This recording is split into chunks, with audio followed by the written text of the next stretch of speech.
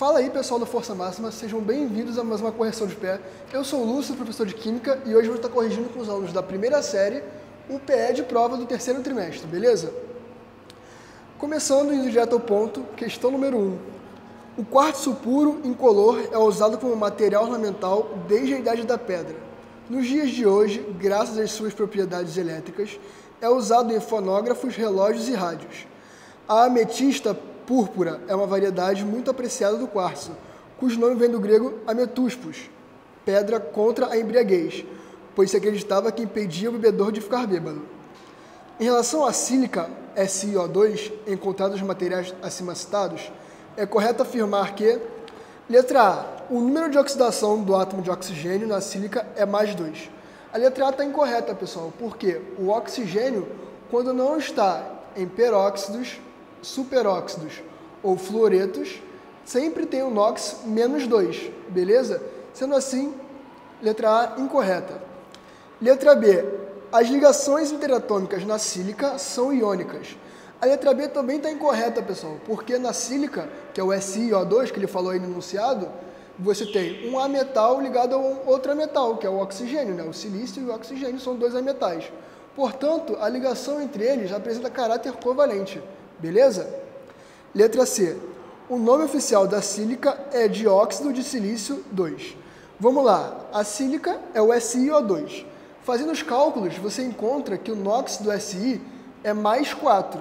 Sendo assim, o nome da sílica do SiO2 seria dióxido, porque tem 2 oxigênios, de silício 4, não 2, como afirma a letra C. Portanto, incorreta. Letra D. A sílica, a temperatura ambiente, é um líquido. Não, a sílica não é um líquido, né? Ele está falando aí do quartzo puro, beleza? Onde ele cita aí no enunciado que é sólido, é uma pedra. Sendo assim, não pode estar no estado líquido, a temperatura ambiente. Beleza? Portanto, nosso gabarito vai ser a letra E, certo? Onde ele fala que o número de oxidação do átomo de silício na sílica é mais 4. Isso porque o Si está ligado a 2 oxigênios, sendo que cada oxigênio tem carga menos 2. Menos 2 vezes 2 oxigênios dá menos 4. Para o somatório dá 0, a carga do Si tem que ser mais 4, beleza? Portanto, o gabarito do número 1, letra E. Beleza? Show! Questão número 2 agora. Os números de oxidação do boro, iodo e enxofre nas espécies químicas H2BO3- IO4- e HSO4- são, respectivamente... Então, olha só, você tem aqui ó, o H2BO3. A gente sabe que o NOx do oxigênio é menos 2. A gente também sabe que o NOx do hidrogênio é mais 1, certo? E o NOx do boro, que a gente quer descobrir, eu vou chamar de X. Vou montar uma pequena equação aqui agora, bem fácil. 2 vezes mais 1 vai dar mais 2. 1 vezes X vai dar mais X. Aqui, ó, mais X. 3 vezes menos 2 vai dar menos 6. Isso aqui tem que ser igual à carga do meu íon. Nesse caso, quanto que vale a carga do íon? Vai aqui, ó, menos. Ele te deu aí, ó, vale menos. Então tem que ser igual a menos 1. Resolvendo isso daqui, você vai achar que X vai ser igual a mais 3. Beleza? Eu passo menos 6 para cá, vai ficar mais 5, menos 2, mais 3. Certo? Logo, o NOx do boro vai ser mais 3. Partindo agora para o iodo, de novo, a gente sabe que o oxigênio vale menos 2. Iodo vai valer X. 1 vezes X vai dar X. 4 vezes menos 2, menos 8. Isso tem que ser igual à carga do íon que ele te disse aí, menos 1. Aqui, ó, menos 1. Então, isso tem que ser igual a menos 1. Resolvendo a equação, X é igual a mais 7. Beleza? Agora, para o HSO4, o O vale menos 2, o H vale mais 1 e o S vale X. 1 vezes mais 1, mais 1. 1 vezes X, mais X. 4 vezes menos 2 dá menos 8. Isso aqui ó, tem que ser igual à carga do íon de novo. Nesse caso vale menos 1. Então aqui ó, menos 1. Beleza? Resolvendo a equação, a gente acha que X é igual a mais 6. Beleza? Portanto, a única alternativa que apresenta mais 3, mais 7 e mais 6 é a letra C de casa. Então, nosso gabarito vai ser letra C de casa, beleza? Tranquilo? Próxima questão, número 3. Mesmo em locais não poluídos, a chuva contém ácido carbônico. Em locais poluídos, passam a estar presentes ácido nítrico e ácido sulfúrico, que dão origem ao fenômeno conhecido como chuva ácida. Considerando-se os ácidos citados no texto, podemos afirmar que suas fórmulas moleculares são, respectivamente... Beleza, olha aí. A questão está falando dos ácidos carbônico, nítrico e sulfúrico. Olhando a nomenclatura de cada um dos ácidos e o elemento principal de cada um deles, a gente encontra que no primeiro eu tenho o carbono com o NOx mais alto, porque o final é íquo. Logo, o NOx mais alto do carbono é mais 4, beleza? No segundo ácido, a gente tem o ácido nítrico, certo? Que é o ácido de nitrogênio, onde com o final íquo indica que o nitrogênio tem o NOx mais alto. E qual é o NOx mais alto do nitrogênio? Mais 5, beleza? Por último, no ácido sulfúrico, eu encontro o enxofre, é um ácido de enxofre, onde o enxofre tem o NOx mais alto. Qual é o NOx mais alto do enxofre? Mais 6, beleza?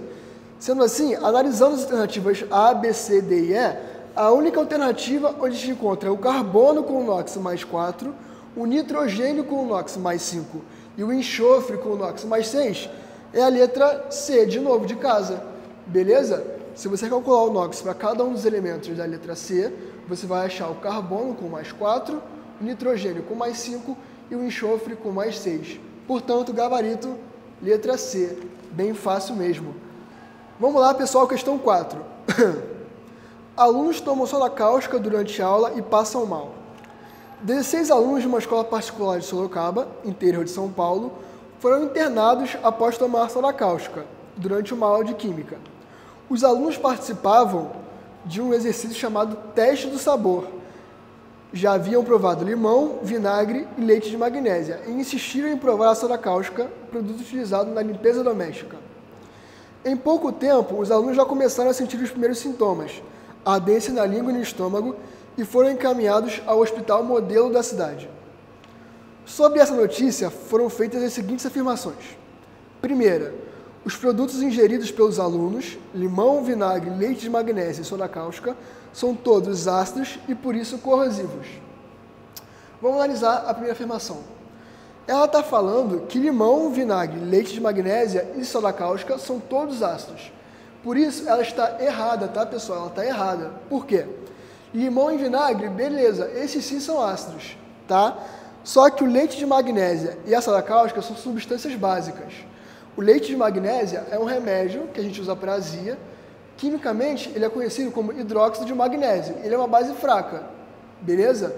Já a soda cáustica, ele é um composto de hidróxido de sódio, que é uma base forte, por isso ela é usada para limpeza, beleza?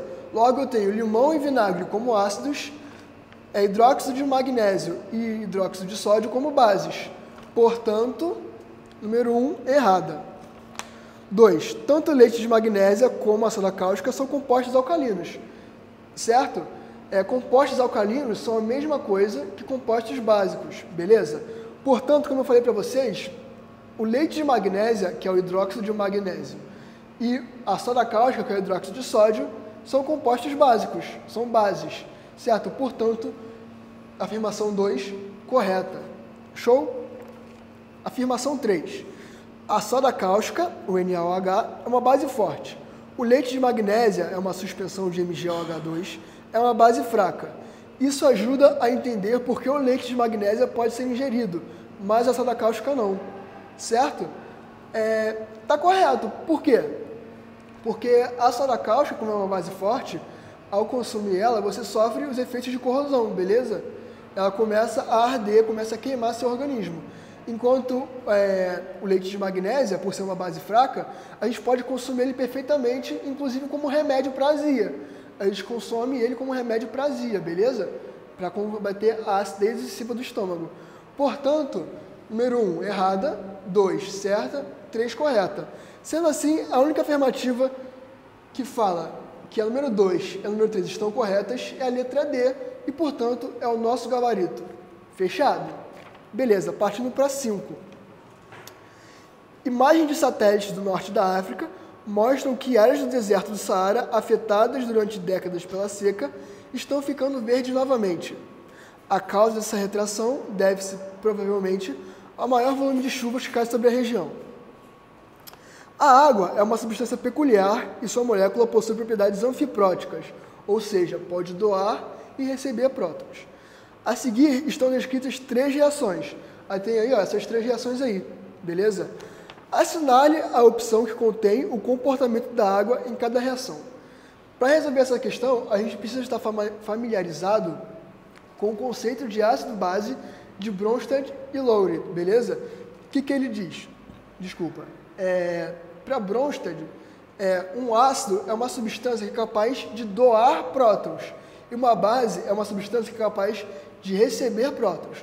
Então a gente tem que olhar as 3 reações, ver se a água está doando ou recebendo prótons para chegar na resposta, beleza? Vamos analisar aqui a primeira. Eu tenho NH3 mais H2O formando NH4 mais OH-. O que está acontecendo aqui? Ó? O H2O está doando um próton para o NH3 e esse NH3 está virando o NH4+, beleza? Como a água é o H2O, perde um H, sobra OH-, beleza? Então, analisando aqui, ó, como a base está doando próton, aqui ó, doa, H, mas como a base está doando próton, aqui eu digo que ela é um ácido de Bronsted, beleza? Ácido de Bronsted. Na segunda reação, eu tenho HBr mais H2O, formando H3O mais Br-. O que está acontecendo aqui? Aqui a gente consegue observar que o HBr está doando um próton para o H2O. Sendo assim, está formando H3O mais Br-. Então aqui, ó, a água está recebendo H. Aqui, ó, recebe H. Sendo assim, se ela está recebendo H, eu posso afirmar que ela apresenta o comportamento de uma base. Então aqui, ó, é uma base de Bronsted, beleza? Na última reação, eu tenho HNA2 mais H2O formando H3O mais Na2-. O que acontece aqui? Ó, de novo, o HNA2 ele doa um próton. Então aqui, ó, H2O está recebe H+. Se está recebendo H+, eu posso afirmar de novo que ela é o quê? Uma base de Bronsted, beleza? Então eu tenho ácido, base, base. Olhando no quadro de respostas, a única alternativa que tem ácido, base, base é a letra E, de elefante, beleza? Então aqui, ó, a água é um ácido, porque ela está doando próton. Aqui, ela é uma base, porque ela está recebendo próton. E aqui, ela é uma base de novo, porque ela está recebendo próton de novo. Beleza? Vamos lá, pessoal, continuando. Questão número 6, beleza? O hidróxido de sódio é preparado comercialmente pela reação de carbonato de sódio com hidróxido de cálcio, representada pela equação química abaixo, que está aqui, ó, a qual não se encontra balanceada. Então a gente tem que balancear, beleza? Quantos gramas aproximadamente de hidróxido de sódio podem ser obtidos tratando-se 1 kg de carbonato de sódio, Na2CO3, com hidróxido de cálcio? E aí a reação que está aqui no quadro, beleza? Vamos lá. Coloquei a reação, tenho que balancear, certo? Balanceando fica 1 Na2CO3 mais 1 CaOH2 indo a 2 NaOH mais 1 CaCO3, beleza? Show! E aí na questão ele está falando do carbonato de sódio e do hidróxido de sódio, certo? Então eu vou ver aqui na minha reação a proporção entre o carbonato de sódio e o hidróxido de sódio, certo? Pelo balanceamento, a proporção que eu encontrei foi 1 mol de carbonato de sódio para 2 mols de hidróxido de sódio, beleza? Escrevi aqui embaixo, ó, 1 mol de carbonato de sódio, 2 mols de hidróxido de sódio. Só que a questão te deu a massa de carbonato de sódio, 1 kg, né? E te pediu uma massa de hidróxido de sódio. Então, você não vai usar essa relação aqui em mol. Você vai usar ela em massa molar. Como assim? Olha só, a massa molar do Na é 23, só olhar na tabela. A do carbono é 12, a do oxigênio é 16. aqui do Na de novo, 23, do oxigênio 12, 16 e do H 1, beleza? Agora olha só, 2 vezes 23 mais 12 mais 3 vezes 16, que dá 106 gramas por mol. Isso quer dizer que 1 mol de Na2CO3 tem 106 gramas, beleza? Então, estou convertendo a relação de mol para massa. Tranquilo? Vou fazer a mesma coisa aqui para o hidróxido de sódio. Eu tenho 23 mais 16 mais 1, que vai dar 40. Ou seja, 1 mol de NaOH tem 40 gramas. Só que aqui eu tenho 2 mols, né? Se 1 mol tem 40, 2 mols vai ter o dobro, 80. Ou seja, passando a minha relação de mol para massa, eu tenho que 106 gramas de carbonato de sódio produzem 80 gramas de hidróxido de sódio. A questão quer saber quantos gramas de hidróxido de sódio, por isso o X está embaixo do hidróxido de sódio, eu produzo a partir de 1 kg de carbonato de sódio. Só que quantas gramas tem 1 kg? 1000 gramas, ou seja, a partir de 1000 gramas de carbonato de sódio. Montei a minha regra de 3, agora eu só multiplico cruzado aqui, ó. Aqui, ó, só multipliquei cruzado. Vai ficar 80 vezes 1000 dividido por 106 igual a x. Resolvendo a conta, fazendo a matemática, eu acho que esse valor aqui, ó, é aproximadamente 755 gramas. Beleza? Portanto, o gabarito da questão número 6 é a letra C, 755 gramas. Foi? Perfeito? Partindo agora para a questão 7. Nas usinas siderúrgicas, a obtenção de ferro metálico a partir da hematita Fe2O3 envolve a seguinte reação não balanceada. Aí tem essa reação aí, ó. A massa em gramas de ferro metálico, que é o Fe, obtida quando 2 mols de Fe2O3 são consumidos na reação, é aproximadamente igual a... Então vem comigo, olha só. Eles te deu a reação, beleza? Que não está balanceada. Primeiro passo, vou balancear a reação. Após o balanceamento, fica assim, ó. 1 Fe2O3 mais 3CO, indo a 2 Fe mais 3CO2, beleza? E aí eu vou analisar na questão de quem ele está falando. Ele está falando da hematita do Fe2O3 e do ferro metálico, que é o Fe, beleza? Analisando aqui a minha reação, eu encontro a proporção entre eles. 1 mol de Fe2O3 produz 2 mol de Fe, beleza? 1 mol de Fe2O3 produz 2 mol de Fe, certo? Só que, de novo, a questão te deu um número de mols de Fe2O3 e te pediu a massa de ferro. O que isso quer dizer? Quer dizer que o Fe2O3 eu vou usar em mol mesmo, porque ele te deu o número de mols. Só que o Fe eu preciso passar para gramas. Como que eu faço isso? Massa molar. A massa do Fe vale 56 gramas por mol. Só você olhar na tabela, 56 gramas por mol. Beleza? Então vamos lá. 1 mol de Fe2O3 produz 2 mol de Fe. Beleza? 2 mol de ferro. Show! E aí, como ele te deu aqui, em mol, você vai permanecer em mol, tá vendo? Ele te deu o Fe2O3 em mol, então permanecer em mol. Ou seja, 1 mol de Fe2O3 produz quantos gramas de Fe? Eu sei que 1 mol de ferro tem 56 gramas, só que aqui eu tenho quantos mols? 2, então eu vou ter o dobro de gramas. Se 1 mol produz 56, o dobro 112. Ou seja, 1 mol de Fe2O3 produz 112 gramas de ferro metálico, beleza? Bom, eles perguntou quantos gramas de ferro, por isso o X embaixo do ferro, são produzidos a partir de 2 mol de Fe2O3. Por isso 2 mol aqui embaixo de Fe2O3. Beleza? Montei a minha regra de 3, multiplico cruzado. Então aqui, ó, vou multiplicar cruzado. Vai ficar 1 vezes x é igual a 2 vezes 112. 2 vezes 112, 224 gramas, portanto, letra B. Produzem 224 gramas de ferro metálico. Beleza? Bem tranquila. Questão número 8. Os automóveis modernos estão equipados com saco de ar para proteger os ocupantes do saco de colisão. É o famoso airbag. Muitos sacos de ar são inflados com nitrogênio, N2, gás liberado na reação muito rápida entre a azida de sódio, NaN3, e óxido de ferro 3, Fe2O3, iniciada por centelha elétrica. A reação não balanceada a gente deu a reação aí.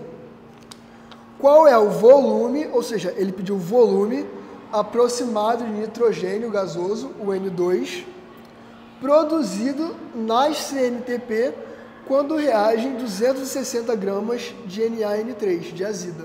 Beleza? Então aqui, ó, coloquei a reação, balanceei ela. 6 mol de NaN3 mais 1 mol de Fe2O3 produzem 3 mol de Na2O mais 2 mol de Fe mais 9 mol de N2. Beleza? Aí na questão, ele falou para vocês do N2 aqui, e falou do NaN3. Então eu vou pegar a proporção entre eles, beleza? 6 mol de NaN3 produzem 9 mol de N2, perfeito? Tá, aí eles pediu o volume de N2. Então aqui no N2 você tem que passar para volume. Como você faz isso? A questão te falou da CNTP, então você tem que lembrar que 1 mol de qualquer gás da CNTP tem 22,4 litros, beleza? 1 mol de qualquer gás da CNTP tem 22,4 litros. Se aqui eu tenho 9 mols, então vão ser 9 vezes 22,4 litros na CNTPs, beleza? Passei de 1 mol de N2 para volume de N2. E ele te deu uma massa de NaN3. Então aqui no NaN3 você tem que passar para massa. Como você faz isso? Massa molar. De novo aqui, ó, o sódio tem 23 gramas e o N tem 14. Vai ficar 3 vezes 14 mais 23, beleza? 3 vezes 14 dá 42, mais 23, 65. Ou seja, 1 mol de NaN3 tem 65 gramas. Só que eu tenho quantos mols? 6. Então vai ser 6 vezes 65, tá aqui. Então aqui para cá eu passei de mol para grama, daqui para cá eu passei de mol para litro, beleza? E aí a questão que é, quantos litros de N2, então o X fica embaixo do N2, são produzidos a partir de 260 gramas de NaN3. Então 260 fica embaixo do NaN3. Resolvendo aqui, ó, multiplicando cruzado, você vai achar que X é aproximadamente 134 litros, beleza? Ficaria 9 vezes 22,4 vezes 260, dividido por 6 vezes 65. E aí essa conta dá 134 litros. O gabarito, portanto, letra B, 134 litros. Fechado? Vamos lá, pessoal. Questão número 9. 80 gramas de calcário, grau de pureza é de 90% em CaCO3, reage com ácido sulfúrico segundo a equação química. Aí tem essa equação química aí, ó. Qual o volume de gás carbônico formado nas CNTP na reação acima? Considere as seguintes massas atômicas: cálcio 40, oxigênio 16, carbono 12, enxofre 32, hidrogênio 1 e volume molar igual a 22,4 litros. Certo? Então vamos lá. Mesmo princípio das outras questões, né?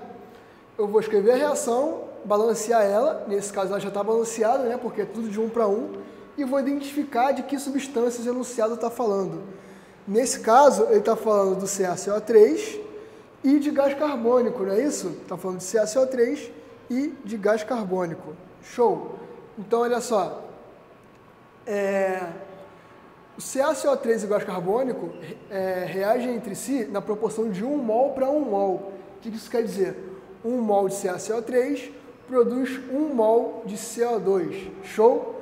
E aí, na questão, ele te deu uma massa de CaCO3 e te pediu um volume de CO2. Ou seja, Aqui no CaCO3 você passa para massa e aqui no CO2 você passa para volume, beleza? Como é que eu vou passar de mol para massa? Usando a massa molar. Ele te disse aí, ó, que a massa do cálcio é 40, a do carbono é 12 e do oxigênio é 16. Então vai ficar 1 vezes 40, mais 1 vezes 12, mais 3 vezes 48. Isso vai dar 100 gramas por mol, ou seja, 1 mol de CaCO3 tem 100 gramas. Então passei, beleza? Além disso, como ele te pediu um volume de CO2, você tem que passar 1 mol de CO2 para volume. Como você faz isso? Ele te disse aí, ó, que o volume molar é 22,4. Ou seja, 1 mol de CO2 tem 22,4 litros de CO2. Perfeito? Fiz as conversões, vou colocar os dados que ele me deu. Ele te pediu o volume de CO2, então vou colocar o X embaixo do CO2, porque é o que ele está te pedindo, e ele te deu 80 gramas de calcário, ali no enunciado, 80 gramas de calcário reagindo. Só que tem um detalhe, né? Ele te deu uma pureza. O que é a pureza? É o que efetivamente vai reagir da tua massa. Nesse caso, a pureza é de 90%. Isso daqui equivale a 90 por 100, que é igual a 0,9. Ou seja, só 0,9 desses 80 vão reagir. Portanto, eu pego esse 0,9 aqui e coloco ele bem aqui, ó, vezes 80. Perfeito? Então, 100 gramas de CaCO3 está para 22,4 litros de CO2. 0,9 vezes 80 gramas de CaCO3 vão estar para X. Colocando aqui, resolvendo a regra de 3, multiplicando cruzado, eu vou ter que 0,9 vezes 80 vezes 22,4 dividido por 100. O que te dá aí, ó, um volume de 16,3 litros de CO2. Portanto, nosso gabarito, letra A, de amor, beleza? Tranquilo? Passando agora para nossa última questão, né? The last one, vamos lá. O químico francês Antoine Lavoisier ficaria surpreso se conhecesse o município de Resende, a 160 quilômetros do Rio. É lá, às margens da Via Dutra, que moradores, empresário e poder público seguem à risca a máxima do cientista que revolucionou o século XVII ao provar que na natureza tudo se transforma. Graças a uma campanha que já reúne boa parte da população, Resende é forte concorrente ao título de capital nacional da reciclagem. Ao mesmo tempo em que diminui a quantidade de lixo jogado no aterro sanitário, a comunidade faz sucata virar objeto de consumo. Nada se perde. Assim, com base na equação, coloquei aqui a equação, beleza? Qual a massa de alumínio do AL, beleza? Que pode ser obtida na reciclagem de 255 quilogramas de sucata, contendo 80% de Al2O3, beleza? Então vamos lá. Ele te pediu uma massa de alumínio, beleza? A partir de 255 gramas de sucata, certo? E ele te deu aí uma pureza. 80% da sucata é Al2O3, beleza? A gente vai usar isso mais pra frente. Vamos lá, a equação aqui já te deu uma balanceada, ele foi bonzinho, né? Você tem que 2 mol de Al2O3 produzem 4 mol de Al, não é isso? Pela reação aqui, ó, pela proporção, beleza? E ele te deu uma massa de Al2O3 e te pediu uma massa de Al. Ou seja, você tem que passar de mol para massa nos dois casos. Como você faz isso? Usando a massa molar. Olhando na tabela, você vai achar que o Al vale 27, o oxigênio vale 16 e aqui o mesmo Al vale 27. Beleza? Então vamos lá. 2 vezes 27 mais 3 vezes 16 vai dar 102 gramas. Ou seja, 1 mol de Al2O3 tem 102 gramas. Só que aqui eu tenho quantos mols? 2. Então vai ser 2 vezes 102. Beleza? Já para o Al, como ele é um alumínio sozinho, a massa dele é 27 gramas por mol. Ou seja, 1 mol de Al tem 27 gramas. Só que eu tenho aqui quantos mols de Al? 4 mols, não é isso? Então vai ser 4 vezes 27 gramas. beleza? Passei de mol para massa nos dois casos. E aí, ele te perguntou a massa de AL, então o X vai estar embaixo do AL, e te deu 255 gramas de sucata. Só que quanto da sucata é AL2O3? 80%, ou seja, a pureza da sucata é igual a 80%. 80% é igual a 80 sobre 100, que vai ser igual a 0,8, beleza? Ou seja, 0,8 vezes 255 kg vai ser a minha massa de Al2O3, beleza? Montei aqui a regra de 3, agora eu multiplico cruzado.